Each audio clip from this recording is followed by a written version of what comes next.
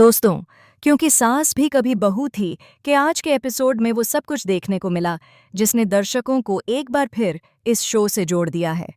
इस बार कहानी में इमोशन, सस्पेंस और धोखे का ऐसा संगम हुआ कि हर पल दर्शक अपनी सीट से उठ ही नहीं पाए। एपिसोड की शुरुआत होती है उस सन्नाटे भरी रात से, जब घर के बाकी सदस्य सो चुके होते हैं और सिर्फ एक ही आवाज़ गूंज रही होती है, घड़ी की टिक टिक।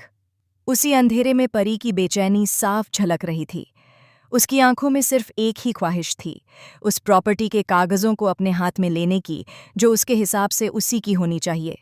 परी धीरे धीरे कदम रखती हुई ओम और पार्वती के कमरे की ओर बढ़ती है। उसके मन में डर और लालच दोनों का संगम है। बाहर हवाएं तेज चल रही हैं, खिड़कियों के पल्ले टकरा रहे हैं, मानो उसे चेतावनी दे रहे हों कि जो वह करने जा रही है वह ठीक नहीं है। लेकिन परी का मन अब किसी की नहीं सुनता। वह दरवाजे के पास पहुंचती है, धीरे से कुंडी खोलती है और अंदर दाखिल होती है। कमरे में हल्की सी चांदनी पड़ रही होती है और ओम पार्वती गहरी नींद में होते हैं। परी की नज़र सीधी अलमारी की ओर जाती है जहां फाइल रखी होती है। वह धीरे धीरे कदम बढ़ाती है, लेकिन तभी पीछे से किसी की परछाई दीवार पर दिखाई देती है। नयना की। जी हाँ दोस्तों, इस बार परी अकेली नहीं है। नयना उसका साथ देने आई है।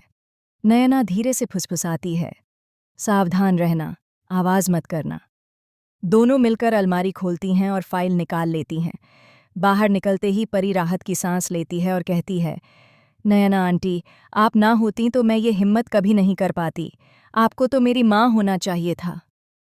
परी की आंखों में भावनाओं का सैलाब उमड़ पड़ता है। अगर आप मेरी माँ होती तो शायद मेरी जिंदगी इतनी उलझी हुई नहीं होती।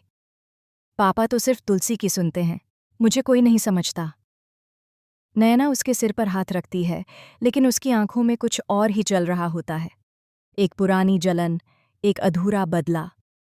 उधर रात के दूसरे छोर पर तुलसी और मेहर के बीच एक अजीब सी खामोशी छाई हुई है। मेहर कमरे में जाने ही वाला होता है कि तुलसी उसे रोक लेती है और कहती है, आज आप यहाँ नहीं सो सकते। ओम भाई साहब और पार्वती हमारे कमरे में हैं। मेहर थोड़ा चौंकता है। तो मैं कहाँ सोऊं? तुलसी मुस्कुराकर कहती है, आज मेरे कमरे में। मेहर हल्की सी मुस्कान देता है, लेकिन तभी नयना की नज़र उन दोनों पर पड़ती है। वह दोनों को देखती है और उसके मन के पुराने जख्म फिर से ताज़ा हो जाते हैं।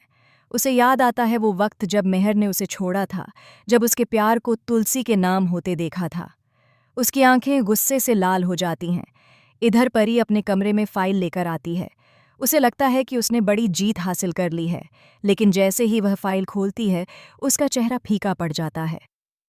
अंदर प्रॉपर्टी के पेपर नहीं, बल्कि एक बच्चे की ड्राइंग होती है, रंग बिरंगी मासूम रेखाएं। परी गुस्से में चिल्लाती है, ये कैसी फाइल है? मुझे धोखा दिया गया है। उसका गुस्सा 7वें आसमान पर पहुंच जाता है। सुबह होती है। हवेली का माहौल पूरी तरह बदल चुका है। तुलसी और शोभा मिलकर ओम और पार्वती की एनिवर्सरी की तैयारी कर रही हैं। हर तरफ फूल, रिबन और मिठास का माहौल है, लेकिन हवा में एक अजीब सी बेचैनी तैर रही है। तुलसी बार बार कहती है, सब कुछ ठीक तो है ना शोभा? ओम भाई साहब को ऐसा ना लगे कि मैंने तैयारी में कमी की है। शोभा मुस्कुराती है, सब बढ़िया है, लेकिन कुछ अजीब लग रहा है, जैसे कुछ गलत होने वाला हो। और सच में कुछ गलत होने ही वाला था। परी गुस्से में नयना के पास पहुंचती है। आखिर वह प्रॉपर्टी हमें कैसे मिलेगी आंटी? ये लोग हमें बेवकूफ़ बना रहे हैं। नयना ठंडे स्वर में कहती है, धैर्य रखो परी, हर खेल समय पर खेला जाता है।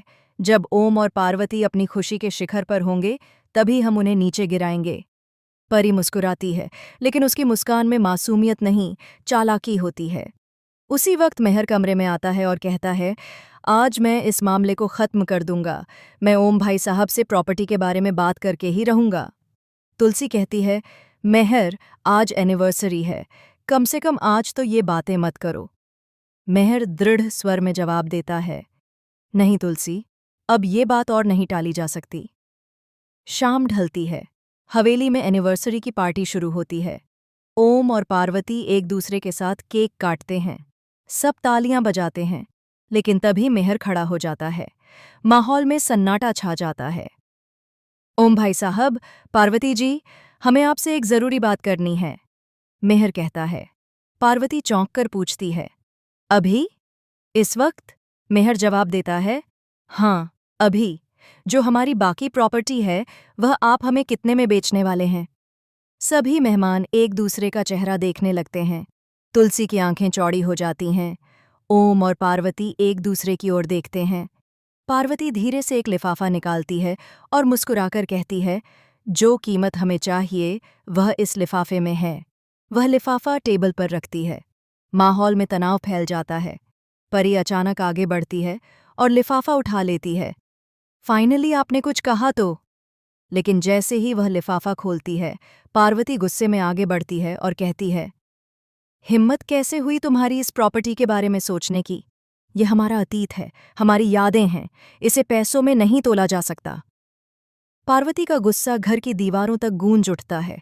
उसके बाद जो होता है वह सबको हिला देता है। ओम खड़ा होता है और कहता है, मेहर, हमने वो प्रॉपर्टी इसलिए नहीं रखी क्योंकि वह कीमती है, बल्कि इसीलिए क्योंकि वह तुम्हारे पिता की आखिरी निशानी है। यहाँ एपिसोड एक शॉकिंग क्लिफहैंगर पर खत्म होता है।